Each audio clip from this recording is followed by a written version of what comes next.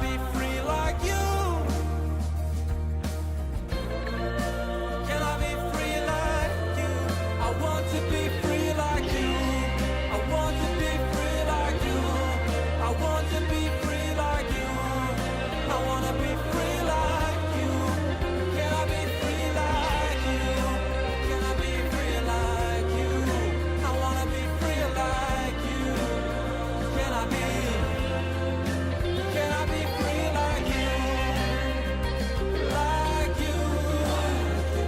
Like you. Like you. Can I be free like you? Like you.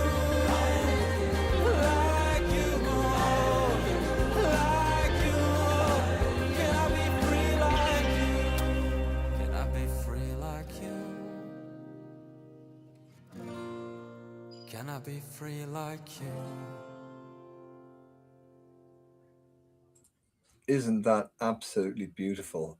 That's a really strong piece of music by an undiscovered artist by the name of Orca Boy. And Orca Boy is actually Dr. Faraz Ahmed, who is a junior doctor in the NHS, the National Health Service over here in the UK. He's a singer-songwriter, and that goes out to every refugee around the world as the world is imploding as we speak.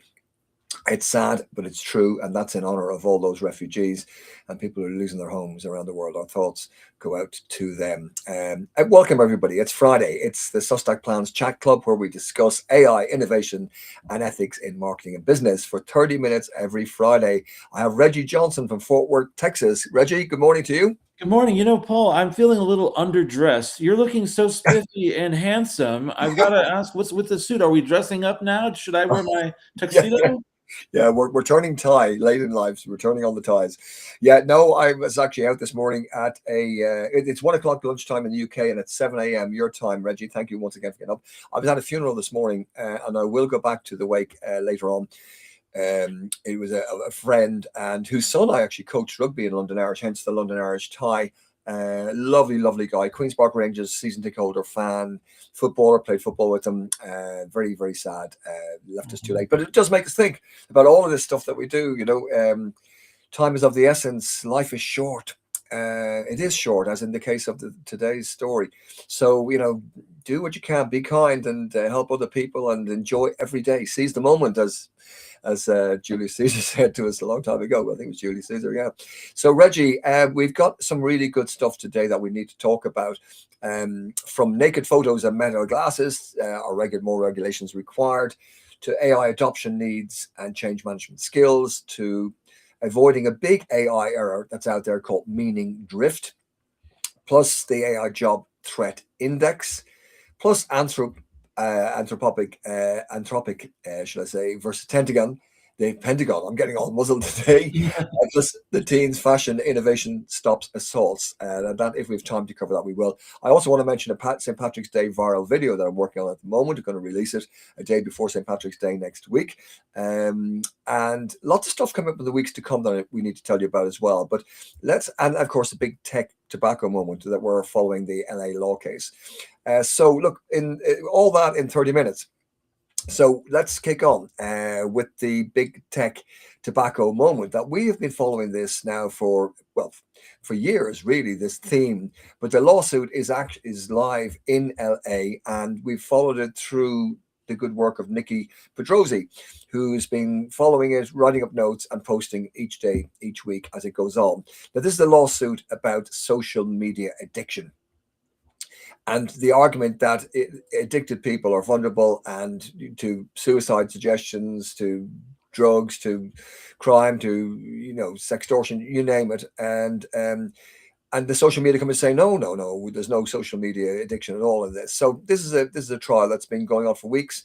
They've got a jury. It took ages to get the jury sorted out, but this is what Nikki said last night. She said it's hard to put into words what we saw today. Kaylee, who is a living victim as opposed to a dead victim, of which there's many parents in the public area. It's limited seating that are attending there, and there's people outside with photographs of their dead children. It's awfully sad. But Kaylee is a survivor, and her sister, Kaylee and her sister, were in the room facing Meta and YouTube, and they showed unimaginable strength as they were being cross-questioned. But yesterday they came up and had the final summaries from the lawyers on both sides. And so Kaylee's attorney, his closing statement was, when you have people who are vulnerable, do you prey upon them for a profit or do you help them? That's the question. Do you prey upon them or do you help them? And he goes on to say that these companies clearly, through the evidence, chose profit. And Kaylee was one of those vulnerable children. And the attorney then talked about the slot machine design of social media to keep you hooked, to keep you going back, and the vulnerabilities of young people's brains. And Kaylee's story and how her early use of the platform amplified any struggles that she previously had. And this, they were saying, wasn't accidentally what happened to Kaylee. It was predictable. And so Meta are saying, well, they're using the argument that it was everything else, not Instagram. They're saying it was the crazy parent victim blame game. Everything else. No, wait. Now you said that they said that they're claiming that platforms aren't addictive. Don't we remember? I know you mentioned we've been covering this for at least 5 years now. We've been talking about social media accountability and the lack of it, and how you can't create a restaurant without the kitchen being inspected. You can't open a clothing store with broken glass and nails on the floor. But haven't we had whistleblowers that have come out and shared memos where they've admitted that they know their platforms are addictive? They know Enrage and Engage. I'm thinking Francis Housen and some of these other people like that. Wasn't that admitted by the companies from their research, and then they hid their research until whistleblowers brought it out? I think you're right there. Yeah, I think you're right there, Reggie. Some whistleblowers, I do believe, said that here is proof that these are addictive, because these are internal research, internal reports saying it is addictive. I'm pretty sure that's 100%. I'm pretty sure that's correct. And that we've talked about it before. We can dig it out and have a rummage through and see exactly what they said. And if that's the case, I hope they included that, because I think that's game, set, and match. If they say, look, Meta knew it's addictive, here's a report that says it's addictive. Now, the counter argument probably is, well, we didn't accept that report. We rejected it and said it's not addictive. You might have that. But if internally, if they say it is addictive, surely that's strong enough to put to a jury and say, look, the staff are saying it's addictive. But anyway, we now wait. We now wait and see what is going to, YouTube's answer was, hang on, we're not even social media, we're just better TV. So they took the opportunity to put a plug in for the product during the court case. The other Meta's kind of defense was, well, it's the parents and it's everybody else's fault. It's not right. So we shall see. The jury is currently deliberating, and we'll update you next week at what the result is. So fingers crossed. To be fair, you could say that about anything that's addictive, that it's the parents, it's the situation. It's not crack cocaine, it's the parents. It's not gambling. If we have laws against gambling because we know how addictive it is and how harmful it can be to people's lives, other things that are addictive, once again, I've just been saying, I don't see any other industry where there is such a lack of regulations and enforcement for what has been shown to be harmful. You can't open up a public space that's known to be harmful, invite the public into it, profit off of it, and get away with it. There's just no other area you can do it than big tech. It's the car syndrome we've talked about before. You would not be allowed to launch an unsafe car at all. It wouldn't be tolerated in America or any civilized country, in my opinion. Yet here is an unsafe product that seemed, well, in my opinion, it's an unsafe product, and it's deemed to be okay to release it to the marketplace without any. Well, we'll see. We'll see what happens next week. We'll post you on that. But let's stick with sort of stuff that's going on and law courts, law situations. Anthropic versus the Pentagon. Reggie, what's going on there? Yeah, another high-stakes lawsuit, actually. You're talking about this could be a precedent-setting one with this lawsuit against Meta and YouTube and social media addiction. There's also been this situation, we talked about this last week, where Anthropic was heavily embedded into a number of things that the U.S. government was using, including for warfare. There was a New York Times, or maybe it was Wall Street Journal, report about how the attacks in Iran from the U.S., including blowing up a girls' school, and killing hundreds of girls, those involve the use of Anthropic as AI to help select the targets, which is disturbing in itself, because as a large language model, it's not really a decision maker. That's not something AI is good at, selecting targets for warfare. But anyway, so they were using Anthropic, but Anthropic, in its contracts with the Pentagon, refused to drop its red lines. Its red lines are our tools cannot be used for mass surveillance and cannot be used for fully autonomous weapons that don't involve the highly trained military personnel. Well, the Pentagon and the president went ballistic. They went off on Anthropic. Trump posted that he's directing every federal agency in the U.S. government to immediately cease all of Anthropic's technology. Not only that, but he called them out of control, a radical left woke company of the left-wing nut jobs. He called them selfish, and they were making a disastrous mistake. But here's the worst part. He said that they better get their act together, otherwise the president would use the full power of the presidency to make them comply with major civil and criminal consequences to follow. This is just an outright unhinged vendetta. And then the Secretary of War at the Pentagon had talked about how they had been permanently altered in the eyes of the U.S. federal government. They were like their reputation was now damaged. And this was all because they said, we have these red lines of what our product can and can't be used for. And I think most companies do. I mean, I'm pretty sure that if you sell aluminum baseball bats, you probably have a rule that says you're not allowed to murder people with aluminum baseball bats. I mean, like, either way, the point being, Anthropic has refused to drop these. The Pentagon says this is not how you do business with the U.S. government. We will decide how we use our products, or we won't use them at all. So this is causing a lot of harm. The government is canceling all its contracts with Anthropic. A lot of people are now not wanting to use it because of the reputational harm of having a president saying they're a group of left-wing nut jobs. You've got probably some people that makes them not want to use Anthropic.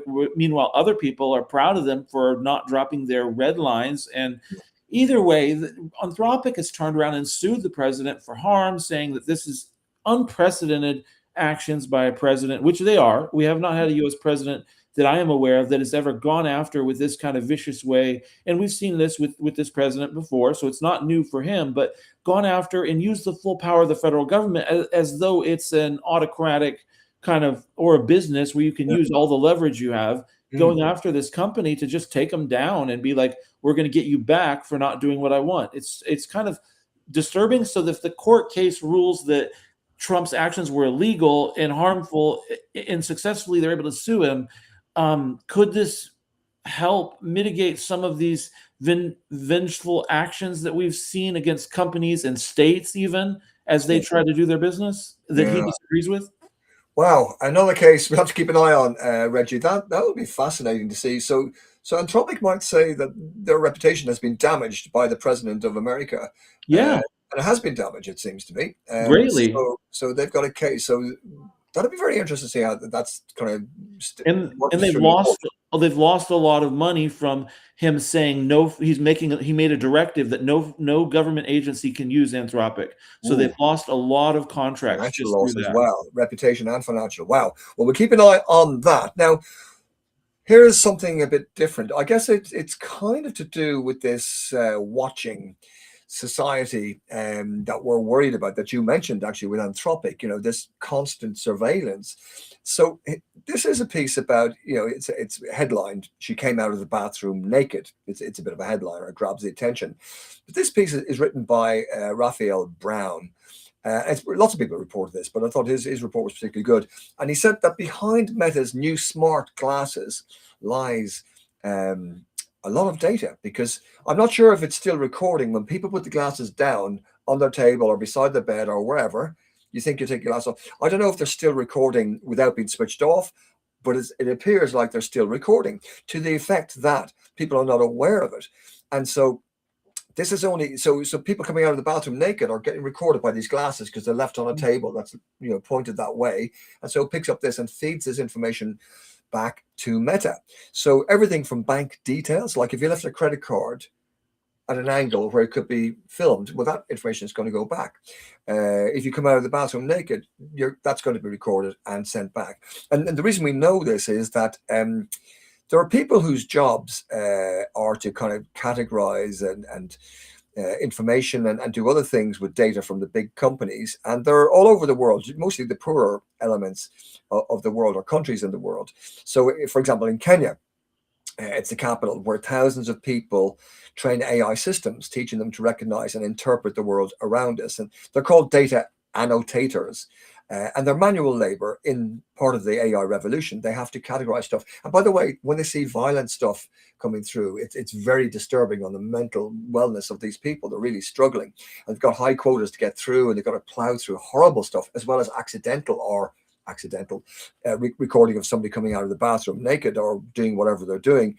Some of them are getting PTSD. I even read it's been reported they've had PTSD symptoms from some of the things they've seen. Sorry, but please continue. Yes, yeah. Well, so it's deeply private video that's being recorded that you wouldn't want to be recorded per se. That is actually being recorded. So people's bank cards are visible by mistake. People, whether they're dressed, undressed, what they're doing, what they're watching elsewhere can be recorded if the glasses are pointing at that. So there's a lot of people who've been watching stuff on TV or on a screen that perhaps they shouldn't be watching, but that's picked up by the glasses and sifted back. And so it's kind of worrying that people, I don't think, are aware that they wouldn't be doing what they're doing or leaving this information around if they were aware. So data that Meta collects is more valuable than the glasses themselves. That's what they say. The data is more valuable than the glasses themselves. So that's kind of a worrying. And it's again, it's in the small print is the answer. Well, that's not good enough, in my opinion. It's in the small print because people aren't aware, and so they need to be made aware that they're still recording when they put the things down. Well, Paul, yep. If I may add in, you think about something with the Ring doorbells where having a camera on your front porch and being able to, all the convenience of that, the one trade-off that nobody realized was, I saw a post that called this the classic Silicon Valley backstab, which is where after getting a Ring doorbell in all these neighborhoods, they sell access to your videos to the police.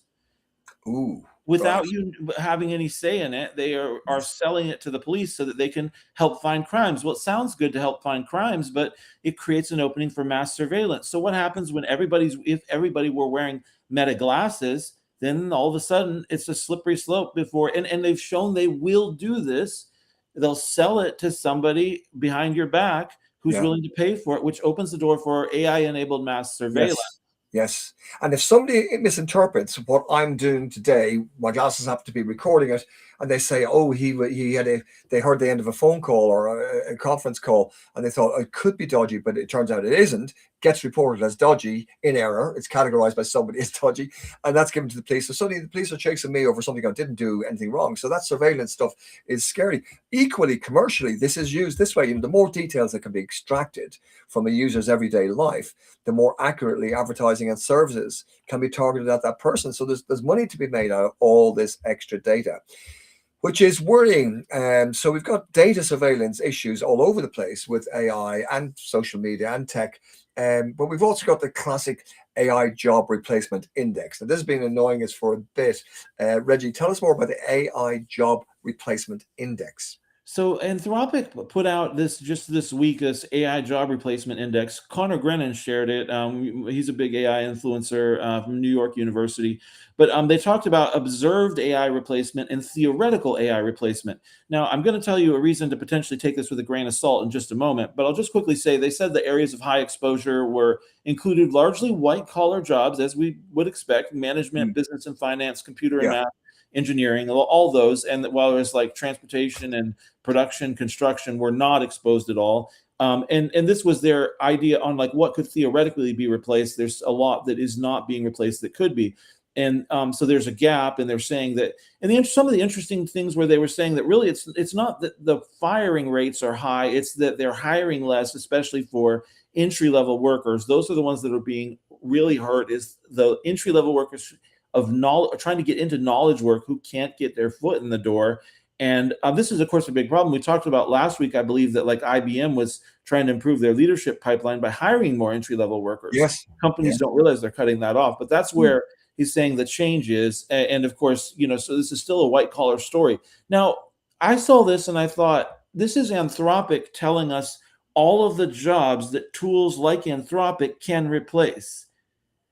In some ways, that could be seen as basically an advertisement. I mean, they're claiming it's a piece of like a white paper, like a study, like knowledge that they're sharing. But I mean, if McDonald's says that in 5 years, 90% of the world will be fed by Big Macs in the most saving way, you're going to think, if you believe that, you're going to invest in McDonald's. You're going to actually start buying Big Macs, or like, and so in the same way, when Anthropic comes out and says, AI is going to replace all these jobs. These are the ones that are exposed to the AI can do. You have to remember, this is Anthropic putting this out there. This is an AI company that stands to profit massively when people believe this AI job replacement index. So I take it with a grain of salt what they say is possible. The same way that Sam Altman has said over and over that in 6 months, 95% of marketing jobs will be replaced by AI. And it keeps not happening, but all he's trying to do is fundraise with investors. Yeah, gotcha. It's the classic in the world of marketing. Well, the first question you ask when you see a survey is, well, who commissioned the survey? Yeah. What's in it for them? Are they releasing it for that purpose? Follow the money. Yeah, we'll keep an eye on that one as well. Which brings us to, we found that actually, companies like IBM, as you say, are recruiting, new starters, whereas some of the AI companies are saying, "Oh no, that's the end of new starter jobs; they're gone forever," sort of thing. I found a really interesting piece written about AI adoption, and if you're going to do it right, it needs basic change management skills. And this is a piece by Soribel Feliz. Remember, we had Soribel on a few weeks ago. Soribel is the wonderful lady who's produced a fantastic course about, how would you describe it, Reggie? We've got her course on LinkedIn. It's about risk reduction, really, in AI. Yeah. Managing AI risk, 8 common mistakes to avoid at work. That's it. We'll put the links to that again, as we will put the links to everything in the show notes on prsmith.org/blog. But so Soribel's come out with a really interesting piece that's saying, actually, to adopt AI properly, any company, you need to use the classic sort of change management skills. And people have forgotten that. They think, oh, well, just bring in the AI, or it comes down from the C-suite, says, we've got to do everything AI first. We're an AI first company. That's it. Everything you do from now on. Or it might be like they used to do. I remember with IBM years ago, I did a lot of work for about 10 years with IBM, both training their staff in Sustack planning, but also when we made the world's first series of CD-ROMs about marketing skills, they actually had a policy that 20% in year one of their training had to be done online or automated, and year two 30%, and year three 50%. And so lots of companies will have an AI thing. We've got to do this much of our work through AI, so on and so forth, without really thinking about it. So what Soribel Feliz says in her excellent article is actually AI is moving faster than we can emotionally process. AI burnout is real. And so the C-suite can say, just do it. But actually, there's a burnout. The emotional chaos is very real. And pretending it's not there is simply organizational malpractice. And well done, Soribel. I would agree with you 100% on that. So she has posted out lots of stuff. But 3 pieces of evidence that she gives about this burnout is Harvard Business Review, saying AI doesn't reduce work, but it intensifies it. Workers experience task expansion, doing jobs outside of their role, because AI makes it easy. Blurred boundaries, working through breaks because prompting feels effortless. And cognitive overload, running the multiple AI workflows simultaneously, is just too much for some people till they learn about it, get comfortable with it. That's number one reason. Number two is Business Insider, saying that a software engineer who wrote AI fatigue is real and nobody's talking about it. That is bang on, she says, 100% accurate. Engineers are using AI to be more productive, but are more exhausted than ever. Replace engineers with lawyers, marketers, accountants, consultants, same old story. So a lot of stress and worry for people. And the third reason is the LinkedIn revolt. Somebody posted they'd pay for an AI-free platform because some people are exhausted from AI slop. They're tired of cognitive overload, of trying to figure out what's real and what isn't from what's been generated. So, and Soribel actually predicted that the next status symbol would be AI-free experiences, AI-free platforms, AI-free products. We've been talking about that a little bit too, about how you have food that's like, cage-free, eggs and that kind of a thing, that we might see like AI-free, news offerings and that kind of a thing. Yes, absolutely. In fact, I remember a long time ago, a Japanese CEO having the ultimate prestigious effect, because in the ad to recruit the CEO for the company, it listed all what your responsibilities and capabilities would have to be, but it also said in small print at the bottom, said no mobile, no mobile, No mobile. Now that's extreme esteem, or that you don't have to carry it. You're attached to your phone. Anybody can get you anytime. Actually, with this job, you don't have to carry a mobile. That was like ages ago. I thought, well, Wow. Yeah. No, that's interesting. yeah. Sonia Sorrybell goes on to say, you can't skip the human element of embedding AI. We need to think about the human element of it, and the anxiety about job security, the exhaustion from learning 100 new tools every month, the fear of being left behind, the cognitive load of prompt engineering on top of your actual job, the existential dread from AI will take all jobs and kill us all. All this stuff, all this overhype that's out there. So Yeah. she says companies are waging psychological warfare on their employees right now, and then they get mad because 95% of AI projects fail. That's So powerful. Read that last one again. They're waging psychological warfare on their employees right now. You will be AI first. Yeah. Yeah. So what And she then they says get is, mad listen, when 95% of projects fail. that's it. That's it. And we've looked at that 95% number before, haven't we? Yeah. Of failure rates. So, AI adoption, more than the tech deployment, it's organizational change at breakneck speed, and that has consequences. So here's what organizations actually need, says Sorrybell. Clear governance frameworks here, transparent communication about AI for jobs, and etc. Training that acknowledges emotional resistance, permission to opt out of low value AI tasks. That's very interesting. Stop wasting time on low value ones. You look at the sizable ones.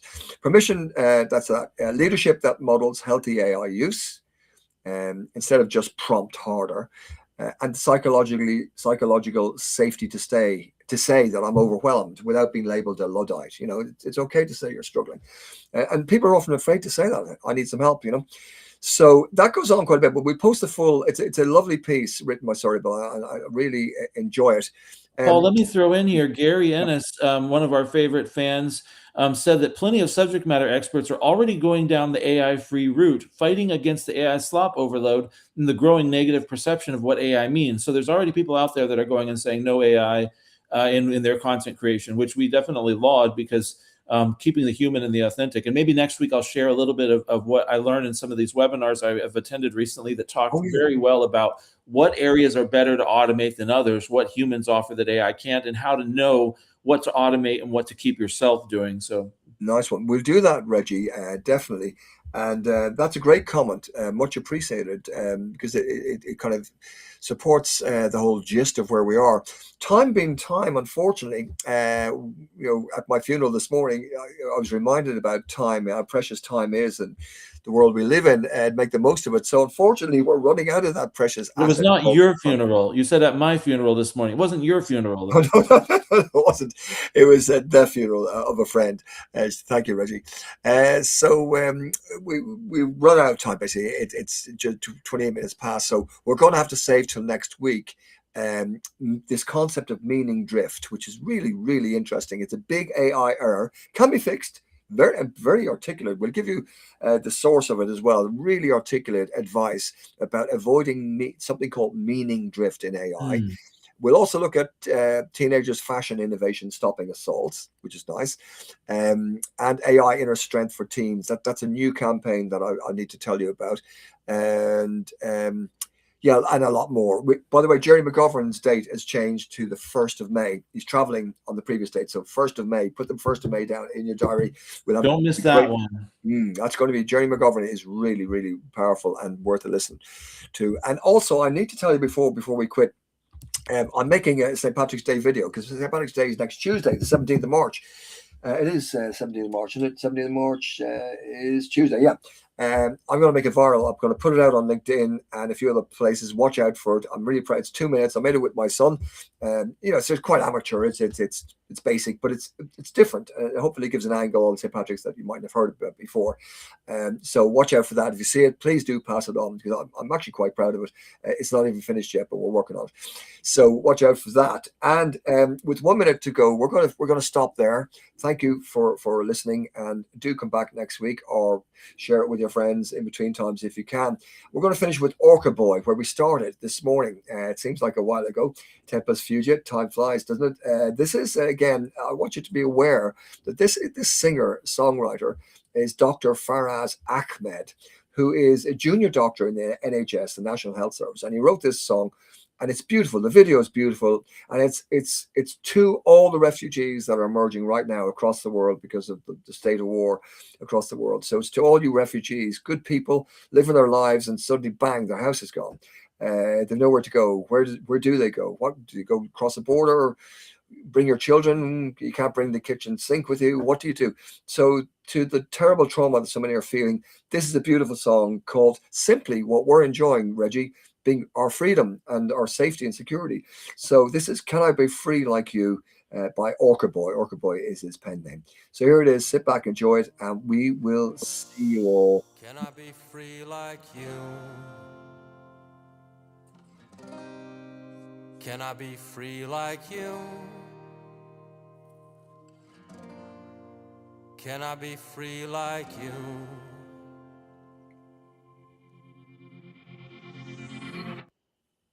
When I lay on the ground, I like to think about what sunlight feels like, to be out there and smell the ocean in the air.